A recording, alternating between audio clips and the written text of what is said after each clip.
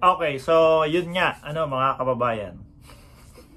Sarap tawagin ng mga followers nila tsaka yung mga tawag dito, mga subscriber nila ng uto-uto, talaga namang uto-uto. Bakit hindi mo tatawaging uto-uto? Ang dami ng sablay ng mga vlogs nila.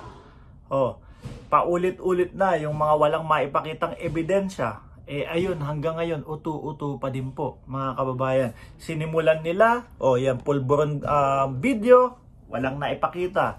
Nagbigay ng date, kala nila mauuto yung mga followers ng administrasyong PBBM. Walang nangyari. Umusog. Sa ngayon, kinakantsawan sila, nasaan ba talaga yung video? Bakit hindi nyo maipakita? Kung gusto nyo talagang mapatalsik ang ating presidente. Ganun lang naman, simpleng-simple. Gusto ng talsik, pagpakita nyo ng video, maniwala kayo, madami ang madidismaya. Kung meron talagang video, pero kung gawa-gawa nyo lang yan, nako, may kaso po yan. Kagaya na lang po, yung nangyari kay General Pulburon, ngayon naman po, move sila doon sa pa-drug test na lang. Bakit magpapa-drug test? Kung yung video hindi nyo mapatunayan na meron. Pero nagpa-drug test na po ang ating presidente nung panahon ng eleksyon. Kailangan pa bang ulitin? Ngayon naman po, ito, inuuto na naman kayo. Kesyo daw madamot ang ating First Lady, Lisa Marcos. Grabe. Ang mahirap po, doon sa mga ibinablog nitong mga to, mga kababayan, kesyo sasabihin, ito, ang damot sa, potato corners. Masarap naman po talaga yung potato corners Ang damot sa potato corners. Yung patatas lang, hindi pa maibigay.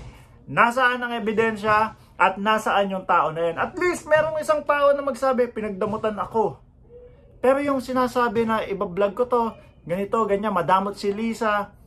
Hindi po ba kayo nag-iisip? Samahang uto-uto. Hindi po ba kayo nag-iisip na baka gawa-gawa lang po dahil talagang gigil na gigil ang inyong vlogger sa ating first family? Hindi po kaya kayo nag-iisip na walang ganong katotohanan? Di po ba? Hindi po ba nyo iniisip yon? Baka naman talagang wala na kayo sa tamang pag-iisip. Dahil po mga kababayan, kung patuloy po kayong maniniwala sa mga ganyan-ganyan, patuloy din po namin kayong tatawagin na uto-uto.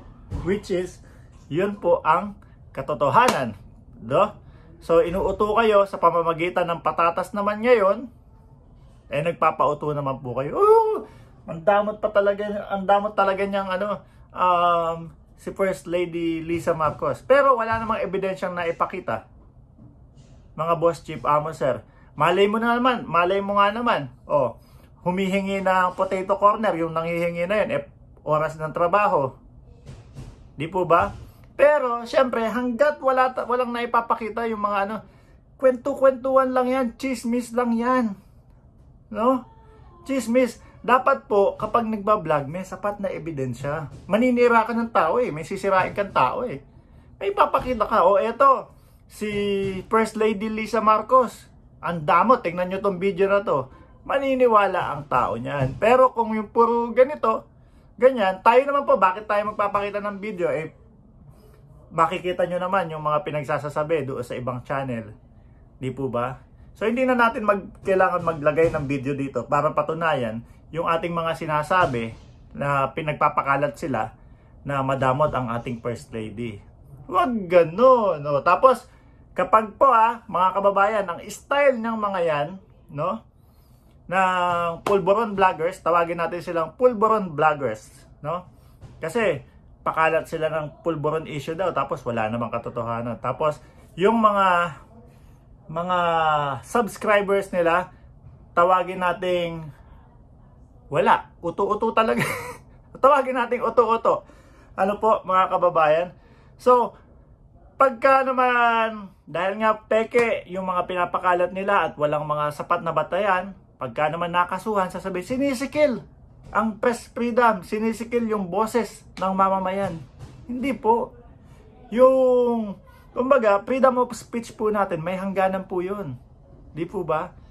Kung sinabi yung katotohanan, tapos meron kang sapat na ebidensya, may video ka dyan, tapos saka pinagbawalan, yun, matatawag na pagsikil sa freedom of speech. Pero kung wala ka naman maipakita, puro hearsay lang, parang gawa-gawa nyo lang yung mga pinagsasasabi nyo dyan sa vlog nyo, eh huwag kayo sumigaw ng sinisikil ang inyong karapatan.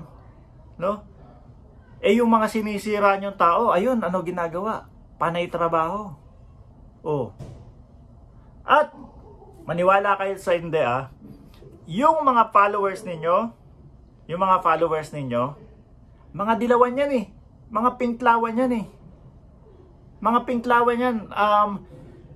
Yung tipo bang sasabihin nyo, na-convert ko si ganito. Na-convert ko yung mga BBM supporters, mga PBBM supporters. Na-convert ko into this na. Ngayon, malabo. Malabo po. Yung mga humahanga sa inyo ngayon ay yung mga pinklawan. Yung mga kakampi nyo ngayon, mga dilawan. Sila po yung mga talagang, ito, bumaliktad na si Maharlika, bumaliktad na si Macanyas. Diba? Kaya, kampihan na natin. Gustong masira ang unity team eh. Di po ba? Kaya po, kung sakali, natakot naman pala kayong makasuhan, iyakin naman pala kayo kapag nakasuhan kayo doon sa mga maling ginagawa ninyo, tigil nyo yung vlog nyo. Diba? Ituloy nyo na lang yung pag-aalaga ng mga apo ninyo. Ganun lang naman yun eh. Alaga kayo ng apo. Makontento na lang kayo sa buhay ninyo. Kesa naman, kinakain at lilalamon na kayo ng pera, magpapakalat kayo ng mga peke para mabagsak ang Pangulo, which is malabong mangyari. Napakalabo pong mangyari niyan. Di po ba? Wala. Sayang, siguro sabi nila, sayang ang views, mas malakas ang views kapag anti-government eh. 'Di ba? So, may isa pa po tayong vlog, mamayang konti lang po. Yung si General Pulboron, meron daw sabi niya, yung maliit na tindahan na itinatayo ng gobyerno para po sa mga kababayan na nasa laylayan. Sabi niya, ito ang totoong nakalimutan ko yung tawag yung proyekto nila eh. Ito ang totoo, no? Totoo nga ba kaya? Hindi kaya poverty porn yan. Di po ba? Ganun lang kasi style ng ibang mga vloggers is bigay tulong pero mas malaki yung kinikita nila. Yung mga tao nagmumukhang kawawa. Di ba? Pinagmumukha nilang kawawa doon sa harap ng milyon-milyong Pilipino. Tingnan natin, analisahin natin.